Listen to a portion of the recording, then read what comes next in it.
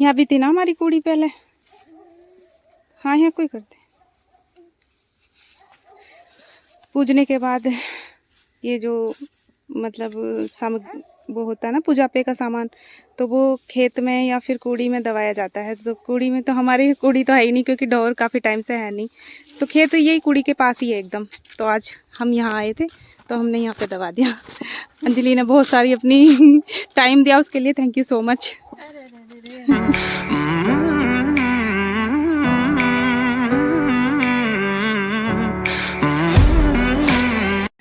उनको बोलते हैं, हमारे यहाँ पे गड्ढोरे होते हैं, मतलब ये जो गड्ढोरे होते हैं ना, ये एक घर की सुख शांति के लिए और बरकत के लिए माने जाते हैं। तो ज़्यादातर गांव में सारी लेडीज मिलजुल कर करती हैं एक साथ गड्ढोरे। लेकिन अभी हमारी फैमिली थोड़ी सी कुछ बाहर रहते हैं और कुछ कम ही हो गए हैं। अब तो फैमिलीज बहुत ज़्यादा कम हो गई हैं, तो इसी चक्कर में मैं अकेली कर रही हूँ अब तो पूजा, क्योंकि दीदी वगैरह भी नहीं है और जो परिवार के हैं उन्होंने पहले ही कर दिए थे। अब तो अकेले ही करने लगे। पहले क्या होता था, पहले जो बड़ी बूढ़ी थी साथ में मिलके एक साथ करके बना के सब कुछ पूजा का सामान, और तब एक साथ कहानी वानी करती थी और बहुत अच्छा लगता था। पहले जब हम छोटे छोटे थे तो एक साथ ही होती थी ज़्यादातर। तो अब जब से मेरी शादी हुई तब से तो मैं अकेली करती हूँ।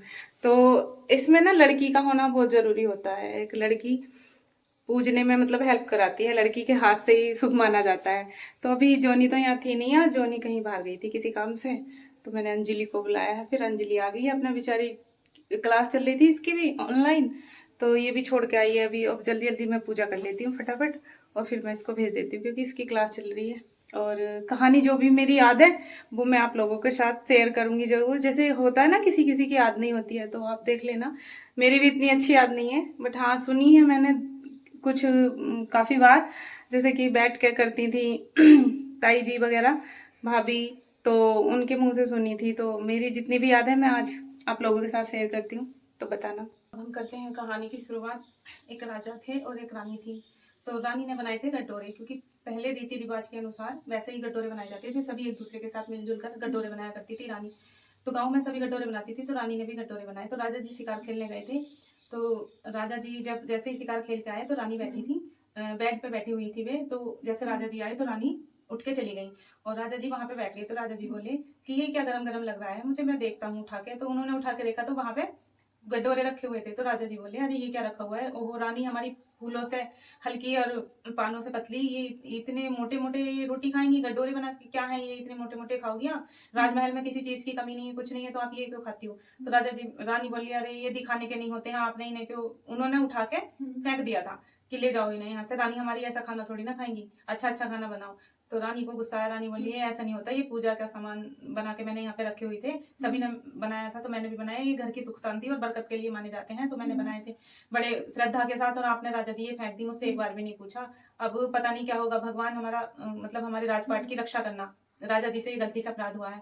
तो जैसे उन्होंने गड्ढोरे फेंके वैसे ही धीरे धीरे उनका राजपाट नष्ट होता चला गया। धीरे धीरे सारी प्रजा जो सुख में थी वो एकदम दुखी होने लगी। हरियाली जो सूखा पड़ने लगा, बारिश नहीं हुई, बहुत ज्यादा दुख हाल जिंदगी होने लगी। तो राजा जी बोले चलो यहाँ पे तो अपना गुजारा हो नहीं रहा, क्योंकि खाना खाते थे ना तो कुछ बचता ही नहीं था उनके लिए।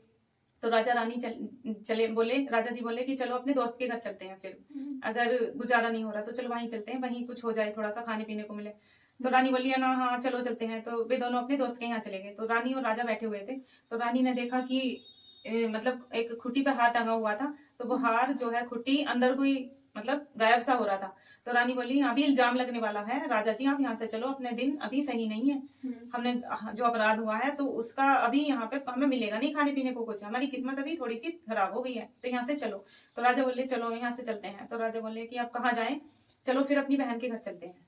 तो रानी बोली ठीक है चलो चलते हैं। तो राजा की जो बहन थी उनको पहले से ही सूचना मिल गई थी कि राजपाट सब नष्ट हो गया है, प्रजा दुखी हो गई है, वहां कुछ नहीं बचा है, खाने पीने के लाले पड़ गए हैं। तो रानी राजा को राजा की बहन को जब पता चला कि ऐसा है हाल है, तो भैया भाभी आए हुए हैं, तो उन्होंने रानी उसने की बहन ने सोचा कि हमारे राजपाट में आएंगे, कभी वहीं पे भी नष्ट हो जाए कुछ, तो एक काम करना अपने सैनिकों से बोली कि जाओ और बाग में रोक दो, कह दो मेरे भैया भाभी बाग में रुक जाए, घर पे अभी ना आए, अभी उनके थोड़ी हालत खराब है। तो कहते हैं ना कि जब दिन खराब होते हैं तो अपने भी साथ छोड़ देते हैं, तो उस टाइप से उसने मतलब उसकी बहन ने कह दी कि वहीं पे रुक जा, घर मत आओ अभी।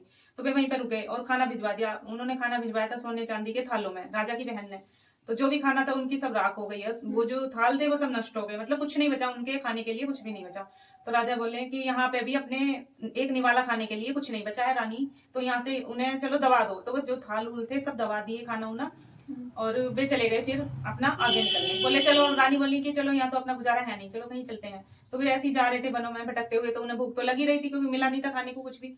तो एक बाग में पहुंचे, वहां पे तीतर उड़ रहे थे। राजा पहले राजा उजा शिकार करते थे, शिकार करके खाते थे, तो तीतर उड़ रहे थे। तो रानी बोली कि राजा जी चलो शिकार कर लेते हैं और इन तीतरों को पकड़ के और इनका ही भोजन करते हैं। तो राजा ने जैसे शिकार किया तो हाथ में कुछ नहीं बचा, जैसे सब कुछ लेके आए तो वो उड़ गए, उनके पास कुछ नहीं बचा। तो रानी बोली कि राजा जी तुम भी छक गई, मैं भी छक गई, चलो अब चलते हैं कहीं और। तो वैसे ही धीरे धीरे जाने लगे। वो रानी बोली चलो अब मांगेंगे और खाएंगे। तो वे एक गांव में पहुंच गए, तो मांगने चले गए। तो वहां पे जैसे रानी गई तो रानी ने देखा कि यहाँ पे मतलब बहुत सारी औरतें बैठी हुई पूजा कर रही थी। तो रानी को खुशबू आई कि किसी चीज की पूरी उड़ी बनती है, कि हाँ खुशबू आएगी, कुछ पूजा का सामान बना हुआ है। तो रानी ने बोला कि बहन यहाँ कुछ हो रहा है क्या ना? हाँ आज हमने गड्ढोरे करे हैं, तो इसीलिए सब इकट्ठा है सारी औरतें।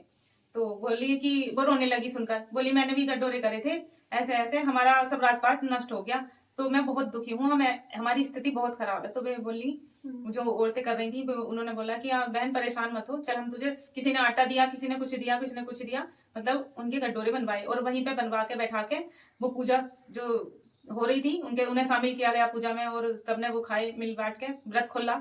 तो रानी ने जब पहला व्रत खोल के वो पहला निवाला मुंह में दिया तो रानी के मुंह में चला गया। रानी खुश हुई, रानी बोली कि मेरे दिन फिरती के आ गए, इसका मतलब गड्ढोरे की वजह से जो नष्ट हुआ था। अब जहां तक है कि राजा जी को सूचना भिजवाती हूँ कि मेरे अब गड्ढोरों से दिन थोड़े सही हो गए, मतलब मैंने निवाला खाया तो वो मेरे पेट में चला गया, कि हाँ पहले तो खाना ही नहीं खाया जा रहा था 3-4 दिन से। तो राजा जी को दिया खाना तो उन्होंने भी भरपेट खाना खाया, उन्होंने भी खाया। तो रानी बोली अब वो कुछ दिन मांगा उन्होंने, खाया, दिन सही थे। तो रानी बोली चलो अब चलते हैं अपने महल की तरफ, क्या पता हमारे महल में राजपाट सब अच्छा हो गया हो, हरियाली हो गई हो, प्रजा सुखी हो, अब हमें जरूरत है अपने राजपाट जाने की, चलो वहां पे चल के देख के आते हैं एक बार कैसा माहौल है हमारे राजपाट का। तो वे जैसे चले तो राजा जी बोले कि चलो पहले अपने दोस्त के घर ही चलते हैं। तो जैसे दोस्त के घर गए तो जो खुट्टी हार मतलब अंदर निकल रही थी, गायब हो रहा था वो, तो फिर से वापस उसी खुट्टी पे आ रहा है, मतलब जैसे चीजें थी वैसे ही सब कुछ सही थी, गायब नहीं हो रही थी। तो रानी बोली यहाँ भी सब कुछ ठीक है, चलो अब तुम्हारी बहन के यहाँ चलते हैं। तो बहन के यहाँ तो नहीं गए, वो वहां गए जहाँ उन्होंने भोजन दबाया था, मतलब जमीन में जो दबा हुआ था। तो उन्होंने वो गड्ढा खोद के जैसे देखा तो वो सोने के और जो भी थाल चांदी के थे, खाना आया था तो वो सब बिल्कुल सही था। खाना तो नष्ट हो गया था लेकिन थाल सही थे। तो रानी खुश हुई, राजा भी खुश हुए। फिर वो चलते चलते वनों में आए, वनों में उन्होंने तितरों का शिकार किया, देखा करके कि रुकते हैं नहीं रुकते हैं, तो वे तितर भी रुक गए, उन्हें उनका भी उन्होंने भोजन किया, शिकार किया। फिर वे चले गए अपने महल की ओर। तो महल से जब दूर से ही देखा उन्होंने तो उनका जो महल था वो जगमगा रहा है, सारी प्रजा खुशी है, उसमें है, सब में हरियाली है, एकदम फसल उसल अच्छी है। तो रानी बोली अब हमारे दिन अच्छे हो गए हैं। तो ये गड्ढोरे जो होते हैं एक मतलब सुख शांति के लिए, घर की बरकत के लिए माने जाते हैं, जो सारी औरतें परिवार की मिलजुल कर एक साथ करती हैं। और अगर कहानी में कुछ गलती हो गई तो क्षमा करना। यहीं पे दबा दे, इधर के कोने में को दबा दे। हाँ यहाँ भी थी ना हमारी कुड़ी पहले। हाँ यहाँ कोई करते पूजने के बाद ये जो मतलब वो होता है ना पूजा पे का सामान, तो वो खेत में या फिर कूड़ी में दबाया जाता है। तो कूड़ी में तो हमारी कूड़ी तो है ही नहीं क्योंकि डोर काफ़ी टाइम से है नहीं, तो खेत यही कूड़ी के पास ही है एकदम। तो आज हम यहाँ आए थे तो हमने यहाँ पे दबा दिया। अंजलि ने बहुत सारी अपनी टाइम दिया उसके लिए, थैंक यू सो मच। और ये हमारे यहाँ का गवर्नमेंट स्कूल है, बच्चे अभी पढ़ रहे हैं, क्लास चल रही है बच्चों की। बच्चे भी दिखेंगे, वो खेल रहे हैं। बच्चे भी कम ही हैं अब तो, सरकारी स्कूलों में बच्चे कहाँ रहे, ज़्यादा है ना, बहुत कम हो रहे। पूरे गांव से बाहर यहाँ पे कूड़ी वूड़ी डली हुई है, गांव के बाहर का एरिया है। और ये देखो कितनी अच्छी ग्रीनरी हो रही है यहाँ पे, वो लगा दिए केले के पेड़, केले भी लगे हुए हैं यहाँ पे। ऐसी ही पड़ी थी ये जमीन, सही है अब है ना, केले हो गए थे। तोड़ ले अंजलि, बीच में कहीं पानी हुआ ना, पर ऊंचाई पे है थोड़ा सा ना।